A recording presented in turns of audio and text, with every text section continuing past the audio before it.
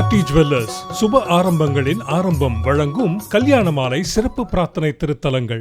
எல்லாம் வல்ல இறைவனின் திருப்பாதங்களை வணங்கி கல்யாண மாலையின் சிறப்பு பிரார்த்தனை தலத்திற்குள் செல்கின்றோம். உலகெங்கும் வாழும் சிவபக்தர்கள் மனம் மகிழ்ந்து நெஞ்சம் உருகி ஆனந்தத்தில் லயித்து கொண்டாடும் ஒரு திருவிழா அப்படின்னா சிவராத்திரி திருவிழா. இந்த சிவராத்திரி எங்கே ஆரம்பிச்சிருக்கோம், இந்த சிவராத்திரி திருவிழா எங்கே ஆரம்பிச்சிருக்கோம் அப்படின்னு நாம் யோசித்தோன்னா பெரும்பாலும் நாம் என்ன நினைப்போம், கைலாயத்தில் ஆரம்பிச்சிருக்குமோ, காசியில் கங்கை கரையில் ஆரம்பிச்சிருக்குமோ, சோமநாத்தில் ஆரம்பிச்சிருக்குமோ, இப்படிலாம் யோசிப்போம்ல. அப்படியெல்லாம் இல்லைங்க. நம்ம ஊரில், நம்ம தமிழகத்தில் கும்பகோணத்துக்கு பக்கத்தில் ஒரு சின்ன கிராமம் திருவைகாவூர் அப்படிங்கிற கிராமத்தில் தான் சிவராத்திரி பிறந்ததாக கதை சொல்லப்படுகின்றது. அந்த மிகச்சிறப்பு வாய்ந்த இறைவன் சுயம்புவாக தோன்றிய இறைவனும் அம்பாளும் ஒரே நேர்கோட்டில் இருந்து கொண்டு திருமண பாக்கியத்தை அளிக்கக்கூடிய, நம்ம மனசில் இருக்கிற பயம் கவலை எல்லாவற்றையும் நீக்கக்கூடிய சிறப்பான தெய்வமாக அருளக்கூடிய, யம பயத்தை நீக்கக்கூடிய அருமையான ஒரு சின்னஞ்சிறிய கிராமத்தில் எழுந்தருளி இருக்கும் திருவைகாவூர் வில்வவனேஸ்வரர் இந்த திருக்கோவிலுக்குள் நாம் இப்பொழுது செல்வோம்.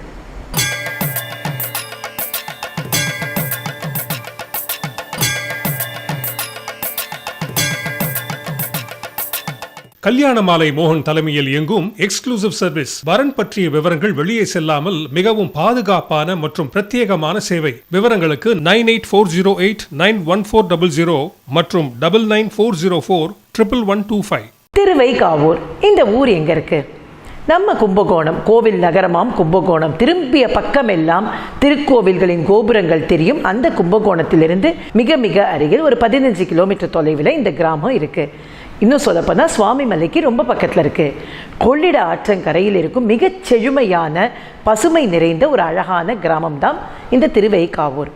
இந்த கிராமம் ஆதி காலத்திலிருந்து புராண காலத்திலிருந்து இருப்பதாக வரலாற்று சிறப்புகள் கூறுகின்றன. இந்த கோவிலோட கதை என்ன? ரொம்ப சிறப்பான கதை இருக்குது அப்படின்னு நான் முன்னாடி சொன்னேன் இல்லையா?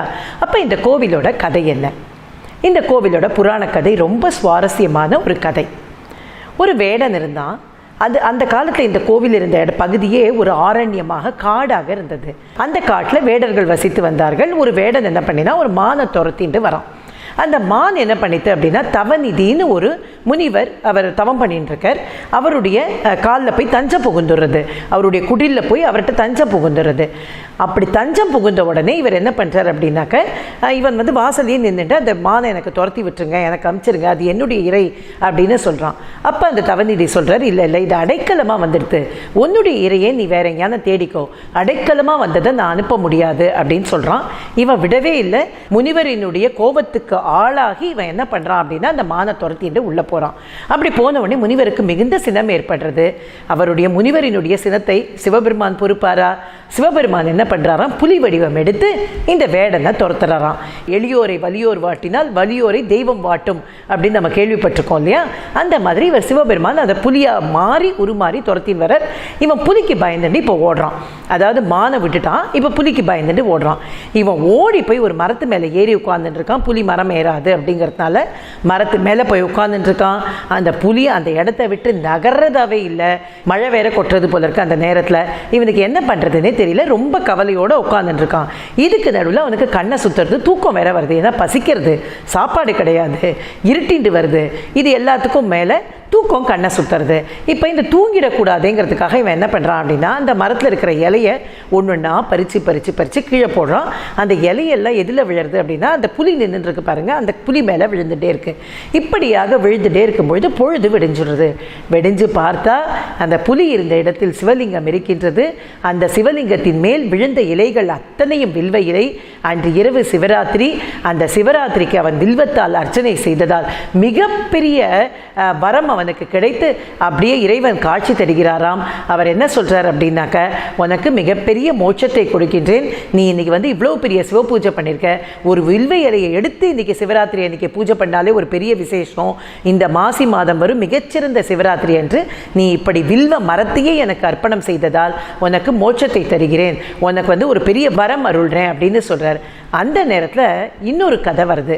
அதில் இன்னொரு ட்விஸ்ட் வருது. என்ன ட்விஸ்ட் அப்படின்னா, அன்னைக்கு அவனுடைய ஆயுட்காலம் காலம் முடியறது. அப்போ யமன் என்ன பண்ணுறான் அப்படின்னா இவனுடைய ஆயுளை எடுப்பதற்காக முடிப்பதற்காக இந்த கோவிலுக்குள்ளே வரான். நந்திகேஸ்வரர் என்ன நினச்சிடுறாருன்னா யமன் வந்து சிவபெருமானை தரிசிக்கிறதுக்கு வரார் அப்படின்னு நினச்சிட்டு எந்த கேள்வியும் கேட்காம உள்ளே விட்டுறார். அப்போ என்ன ஆயிடுறதுன்னா யமன் நேர வந்து இவனுடைய உயிரை எடுக்கிறதுக்காக வரும் பொழுது சிவனுடைய மிகப்பெரிய அருளை பெற்று அப்பொழுது அவனுடைய புத்துணர்வு பெற்று இருக்கான் இல்லையா, அப்படிப்பட்ட அந்த சிவபெருமான் வந்து என்ன பண்றார், தன்னுடைய பக்தனை எப்படி வந்து இந்த யமன் வந்து இந்த மாதிரி எடுக்கலாம் அப்படின்னு சொல்லிட்டு சிவபெருமானுக்கு மிகுந்த சினம் உண்டாகி அவர் தட்சிணாமூர்த்தியாக மாறி கையில் கோலோடு யமனை விரட்டுறாராம். அப்படி விரட்டின உடனே யமனுக்கு அப்படியே பயம் வந்து நடுங்கி நம்ம ஓடுறான். சிவபெருமானுக்கு ரொம்ப கோவம் வந்து நந்தியை கோவப்படுறாராம், எப்படி இவனை உள்ள விட்ட அப்படின்னு கோவப்படுறாராம். நந்திக்கு ரொம்ப பயமாயிடுறது. சிவபெருமானுடைய கோபத்துக்கு ஆளாக முடியுமா யாரா இருந்தாலும்? நந்திக்கு ரொம்ப ரொம்ப பயமாயிடுறது. நந்தி வந்து தன்னுடைய மூச்சு காற்றால் யமனை கட்டுப்படுத்தி யமன் ஒரு அசைவும் செய்ய முடியாமல் அப்படியே கட்டுப்படுத்தி விடுகிறாராம். அப்புறம் திரும்பவும் யமன் வந்து சிவபெருமான்கிட்ட வேண்டி அந்த சாப விமோச்சனம் பெற்று தான் செய்த பாவத்திற்கு பரிகாரம் தேடிக்கொண்டு பிறகு யமனுடைய பிரச்சனை நீங்கியதாக தல வரலாறு கூறுகின்றது. அதனால் எந்த கோவில்லையுமே இல்லாத ஒரு விசேஷம் என்ன அப்படின்னாக்க நந்தி வந்து நம்மை பார்த்து கொண்டு வாசலை பார்த்து கொண்டு இருப்பார். என்னன்னா நந்திக்கு பயமா, திரும்ப யமன் வந்துட்டா என்ன பண்ணுறது அப்படின்னு பயந்துட்டு அவர் வாசலை பார்த்துட்டு யமனை வரவிடாமல் தடுத்துட்டு இருக்காராம். அதற்கு எதிர்க்க இருக்கிற குளத்திற்கு பேர் யம தீர்த்தம்னு பேர். நம்முடைய யம பயம் நீங்கணும் அப்படின்னா திருக்கடையூர் போகணும், ஸ்ரீவாஞ்சியம் போகணும் அப்படின்னு எல்லாம் நம்ம சொல்லுவோம்ல. இந்த திருவைகாவூரும் அப்படிப்பட்ட ஒரு சிறப்பான திருத்தலம், யம பயத்தை போக்கக்கூடிய ஒரு திருத்தலம். கோபுரம் பூசுமஞ்சள் மற்றும் குங்குமம் வழங்கும் சிறப்பு பிரார்த்தனை திருத்தலங்கள். மஞ்சள் குங்குமம்னாலே நினைவுக்கு வருது கோபுரம் தான். கோபுரம் மஞ்சள் தூள், குங்குமம் மற்றும் அகர்பத்திகள். ஆச்சி அதிரசமா விடுங்க, கையில தட்டி சூடான எண்ணெயில பொரிச்சா அதிரசம் ரெடி. ஆச்சி உடனடி அதிரச மாவு. கோபுரம் பூசுமஞ்சள் மற்றும் குங்குமம் வழங்கும் சிறப்பு பிரார்த்தனை திருத்தலங்கள். இப்போ மெயின் ஸ்டோரிக்குள்ளே நாம் வரோம். இப்போ இந்த வேடன் வந்து இந்த மாதிரி ஒரு பெரிய சிவ அருள் பெறுகின்றார். அவனுக்கு ஒரு நல்ல வரத்தை அருளுகின்றார். அவனுக்கு இறுதியில் மோட்சத்தை அருளுகின்றார். இந்த காட்சி, இந்த சிவராத்திரி அப்படிங்கிறது இங்குதான் ஆரம்பமானது அப்படின்னு அந்த தல வரலாறு கூறுகின்றது. இப்போ கோயிலுக்குள்ளே நுழைஞ்சோன்னா பெரிய ராஜகோபுரம்லாம் கிடையாது. ரொம்ப உண்மையில் சொன்னால் இந்த கோயிலுக்கு போனால் இவ்வளவு பெரிய பிரசித்தி பெற்ற, இவ்வளவு புராண சிறப்புகள் மிக்க, இவ்வளவு அருள்மழை பொழியக்கூடிய இறைவன் இருக்கும் இந்த கோவில் ஏன் இப்படி பாழடைஞ்சிருக்கு அப்படிங்கிற ஒரு வருத்தம் வராமல் நாம் யாருமே உள்ளே போக முடியாது. அப்படித்தான் இன்னைக்கு அந்த கோவில் இருக்குது. நாம் இறைவன்கிட்ட நிறைய பிரார்த்தனை செலுத்துகிறோம் இல்லையா, எனக்கு இது கிடைக்கணும், அது கிடைக்கணும், அது கிடைக்கணும் அப்படின்னு. அத்தோடு இதையும் சேர்த்து வேண்டிக்கணும். இந்த கோவில் பழைய சாநித்தியத்துடன் பழைய பொலிவோடு மிகச்சிறந்த கோவிலாக திரும்ப உருமாற வேண்டும் அப்படிங்கிற பிரார்த்தனையை நம்ம வச்சுட்டு தான் இந்த கோயிலுக்குள்ளேயே நம்ம காலடி எடுத்து வைக்க முடியும். அதை நான் சொன்ன மாதிரி திரும்பி பார்த்தபடி இருக்கக்கூடிய நந்திகேஸ்வரர், பிறகு கணபதி இருக்கிறார், வள்ளி தெய்வானையோடு முருகன் இருக்கின்றார். முருகனினுடைய அந்த சிற்பம்ங்கிறது மிக மிக அழகான சிற்பம். அருணகிரிநாதரால் பாடல் பெற்ற முருகன் அவர். இந்த கோவிலே தேவார பாடல்கள் பெற்ற பல 247 திருத்தலங்களில் இதுவும் ஒரு திருத்தலம். அப்பர், சுந்தரர், ஞானசம்பந்தர் 3 பேரும் இதை பற்றி பாடியிருக்கின்றார்கள். அழகால் மாதவி மனம் கமழ வண்டு பல பாடு பொழில் வைகாவிலே அப்படின்னு ஞானசம்பந்தர் பாடியிருக்கிறார். ரொம்ப அழகான கோவிலுங்க. உள்ள நுழைஞ்சோன்னா மிகுந்த ஒரு பெரிய பிராகாரம் இருக்கு, ஒரு நல்ல நந்தவனம் இருக்கு. ரொம்ப ஆச்சரியமான ஒரு விஷயம் என்னன்னா, இது கொள்ளிடக்கரையில் இருக்கிறதுனால ரொம்ப செழிப்பான பூமி. இந்த பூமியில அருமையான எதையும் போட்டால் அப்படியே சாதாரணமாக அப்படியே காடு மாதிரி புதர் மாதிரி வரக்கூடியது. அங்கே ஒரு நல்ல நந்தவனம் இருக்கின்றது. உள்ளே நுழைந்தோம் அப்படின்னா இந்த வில்வவனநாதர், வில்வவனேஸ்வரர் நமக்கு மிகுந்த அருளாட்சியோடு காட்சி தருகின்றார். அவர்கிட்ட நம்ம பிரார்த்தனை என்ன பண்ணினாலும் அப்படியே நெக்குருகி வேண்டிட்டோம்னா அப்படியே நடக்கும் அப்படின்னு பரிபூர்ணமாக நம்புகிறாங்க. அந்த வில்வவனேஸ்வரர் சன்னதியிலிருந்து வெளியே வந்தோம் அப்படின்னா, இதற்கு முன்னால் நான் ஒன்று சொல்லறதுக்கு மறந்துட்டேன்.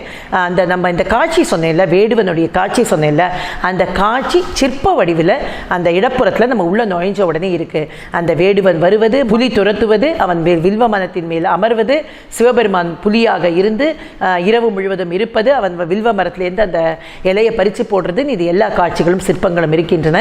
இப்போ நம்ம இந்த பிராகாரத்திலிருந்து சிவபெருமானை தரிசித்து விட்டு அப்படியே நம்ம இடப்புறம் திரும்பினோம்னா அந்த பிராகாரத்திற்கு வெளியே இன்றைக்கும் அந்த வில்வ மரம் இருக்கின்றது.